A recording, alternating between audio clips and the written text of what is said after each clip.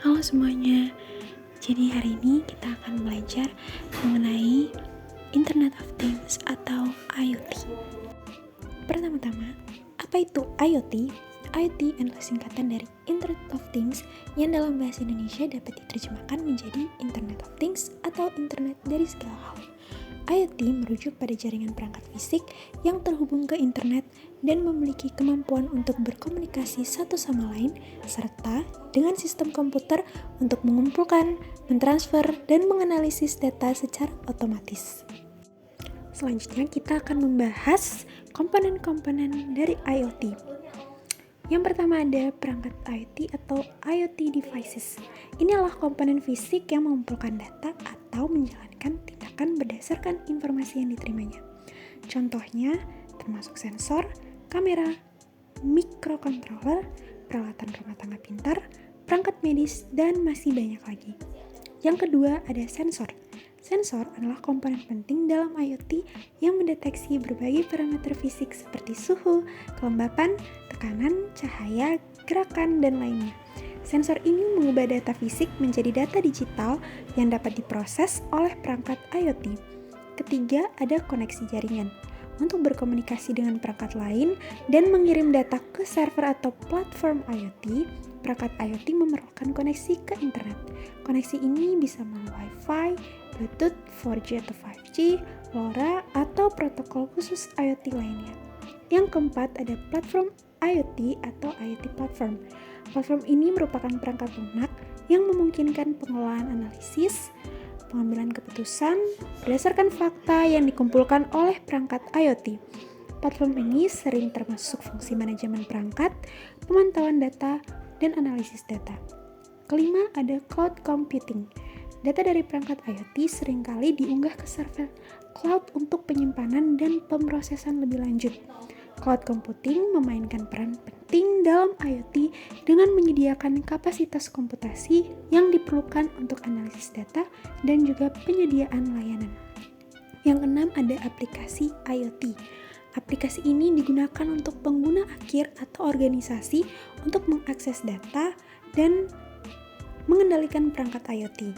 Contoh aplikasi yang termasuk dalam hal ini yaitu aplikasi seluler untuk mengontrol rumah pintar atau sistem manajemen energi. Lalu yang ketujuh ada keamanan. Keamanan adalah komponen penting dalam IoT karena perangkat IoT rentan terhadap serangan cyber. Ini mencakup enkripsi data, autentikasi perangkat, pembaruan perangkat lunak yang aman, dan langkah-langkah keamanan lainnya. Lalu yang selanjutnya ada protokol komunikasi.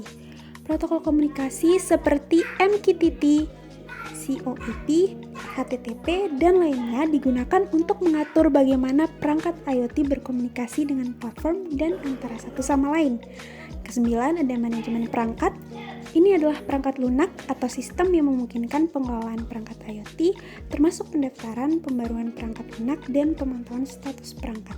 Ke-10 ada kekuatan dan energi.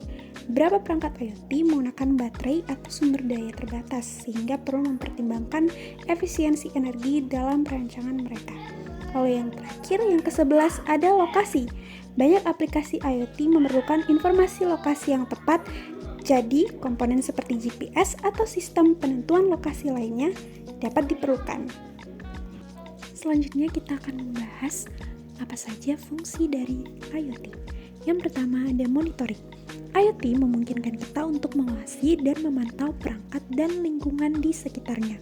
Contohnya, Anda bisa memantau suhu dalam ruangan atau status kendaraan Anda melalui aplikasi di smartphone Anda.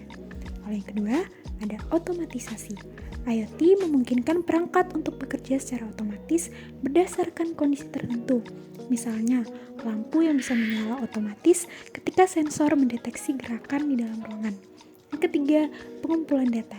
IoT mengumpulkan data dari berbagai perangkat untuk analisis lebih lanjut. Data ini bisa digunakan untuk pengambilan keputusan yang lebih cerdas. Lalu yang keempat ada kontrol jarak jauh.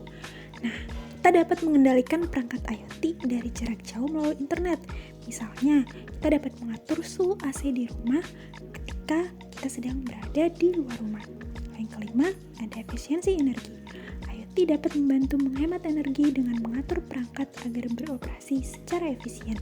Nah, ini bisa dapat positif pada lingkungan dan biaya energi. Lalu bagaimana sih cara kerja IoT ini?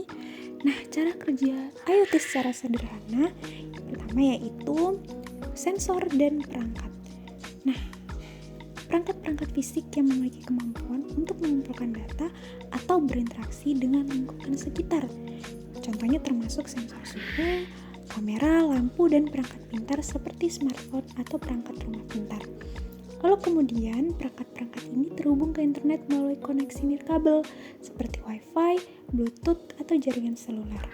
Lalu sensor-sensor ini mengumpulkan data dari lingkungan sekitarnya. Misalnya sensor suhu dapat mengukur suhu dan kamera dapat mengambil gambar. Lalu kemudian data yang dikumpulkan oleh perangkat-perangkat IoT dikirim melalui internet ke server atau cloud.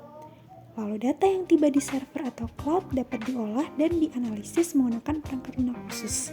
Setelah data dianalisis, sistem dapat mengambil tindakan berdasarkan hasil dari analisis ini. Kemudian pengguna dapat mengakses data dan mengontrol perangkat IoT melalui aplikasi seluler atau antarmuka web. Lalu selanjutnya, IoT ini telah diterapkan dalam berbagai bidang bisnis, tetapi dua bidang yang paling sering menggunakan IoT adalah bidang manufaktur dan juga kesehatan.